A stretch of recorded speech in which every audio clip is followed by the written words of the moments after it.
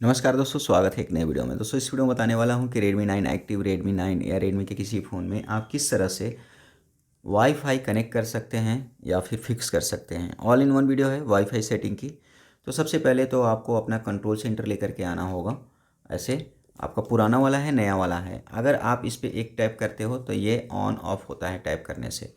और अगर ये एरो की तरफ सिर्फ क्लिक करते हो तो छोटा सा पॉपअप आता है, यहीं से आप अपना सेटिंग वेटिंग कर सकते हो। मोर सेटिंग पे क्लिक करके सेटिंग पे भी जा सकते हो, या फिर सिर्फ इस पे होल्ड करके रखोगे तो आप सेटिंग पे चले जाओगे, है ना। तो अब सेटिंग पे आ चुका हूँ। अब सवाल ये रहा है कि अगर यहाँ पे किसी नेटवर्क को कनेक्ट करना है तो कैसे करेंगे। तो ये वाईफाई ऑन, और यहाँ पे एक इस नेटवर्क को कनेक्ट करना है, हॉटस्पॉट या राउटर को। तो इसके बाद अपना पासवर्ड डाल देना है आपको, जो भी आपका पासवर्ड है। ऐसे डाल दिया मैंने, तो ये कनेक्ट हो गया।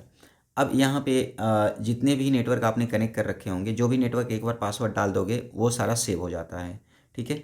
और आप यहाँ पे एक होता है वाईफाई असिस्टेंट का बटन। तो अगर ये ऑन होता है, जैसे कि सेलेक्ट बेस्ट नेटवर्क ऑटोमेटिकली और इनेबल प्रॉम्प्ट, तो अगर यहाँ पे आपका नेटवर्क अगर कमज़ोर हो जाता है तो ऑटोमेटिकली इस वाले बटन को ऑन रखने से मोबाइल डेटा पे चला जाता है। ओके। और आपको छोटा सा प्रॉम्प्ट, एक छोटा सा पॉपअप भी भेजा जाता है कि आपका नेटवर्क पुअर है, तो हम मोबाइल डेटा पे शिफ्ट हो गए हैं। और यहाँ पे होता है select best network automatically. Okay. यानी कि यहाँ पे कोई और भी वाईफाई अवेलेबल है और जिसको पहले आपने कनेक्ट कर रखा होगा, तो ये उस वाईफाई को कनेक्ट कर लेगा ऑटोमेटिकली, पुअर कनेक्शन को छोड़ करके। इसका मतलब समझ में आया होगा असिस्टेंट का। अगर वाईफाई आपने कनेक्ट कर रखा है और यहाँ पे सिर्फ टाइप करोगे तो इस क्यूआर कोड को किसी भी मोबाइल के क्यूआर स्कैनर से स्कैन करके अपना वाईफाई शेयर कर सकते हो।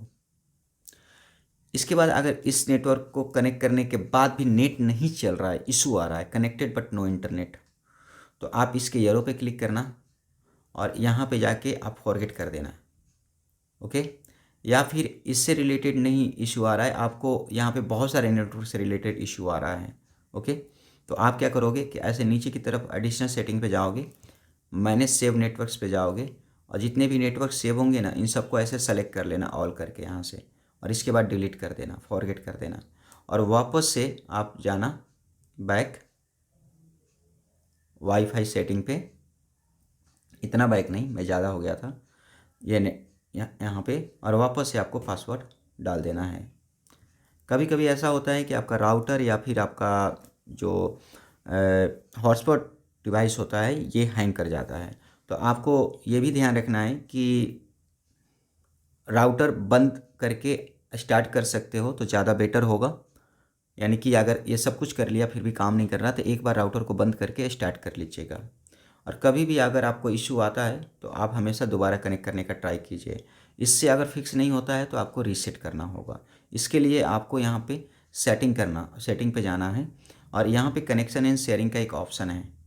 कनेक्शन एंड शेयरिंग के ऑप्शन पे जाओगे तो रीसेट ब्लूटूथ वाईफाई नेटवर्क ये ऑप्शन आ जाएगा। ओके।